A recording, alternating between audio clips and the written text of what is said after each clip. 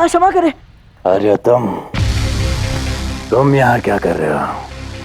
आपको जगाने के लिए क्षमा चाहता हूँ शाह, किंतु मैं तो ये औषधि रखने के लिए आया था। कैसी औषधि? वो महाराज अम्बिराज कल रात्रि मदिरा पान करने के पश्चात उन्होंने नशा उतारने के लिए ये औषधि मंगवाई थी। तो मैंने सोचा कि कल रात्रि मदिरा तो आपने भी पी होगी, तो आपको भी इसकी आवश्यकता होगी, इसीलिए बस मैं ये औषधि ले आया था शाह। जब मैंने कल रात शराब नहीं पी तो नशा क्या खाक होगा। दफा हो जाओ यहाँ से।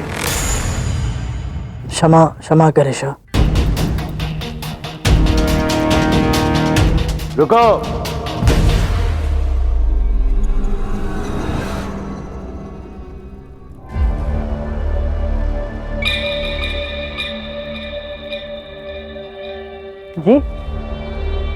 जी शाह।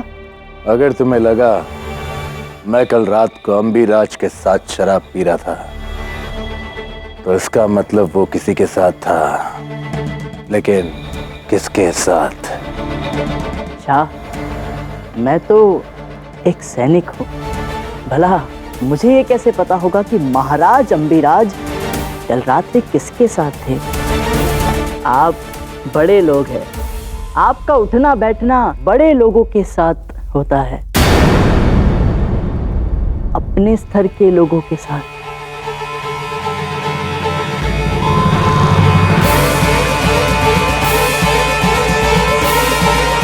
सही कहा तुमने।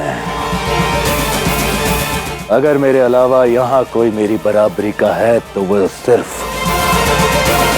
एक शख्स है।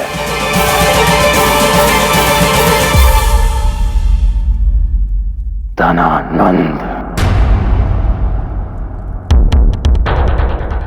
हाँ शाह, आपने तो बिल्कुल सही कहा। और अब तो वो दोनों भावी समधी भी है। हमारे देश में दो समधियों के माध्य की घनिष्ठता से अधिक घनिष्ठ और कोई मित्रता नहीं है। आप विदेशी है ना, कदाचित आपको ये सारी बातें व्यर्थ लगे, किंतु विवाह और घनिष्ठ मेलजोल संबंधों की सशक्त नींव के लिए अति आवश्यक है। आप देखिएगा शाह, ये विवाह होते होते सम्राट धनानंद और महाराज अम्बिराज और घनिष्ठ होते जाएंगे और उनके संबंध एक अटल मित्रता को जन्म देंगे।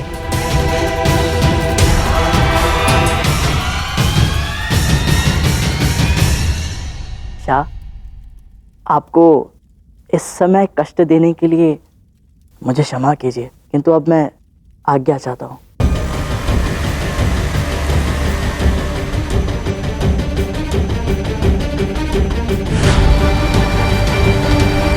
आपकी औषधि ने अपना काम कर दिया है आचार्य। धनानंद के विरुद्ध सेल्यूकस के मन में विष का बीज बो दिया है इसने। अब यही विष धीरे धीरे फैलकर मगध और तक्षशिला की संधि को तोड़ेगा।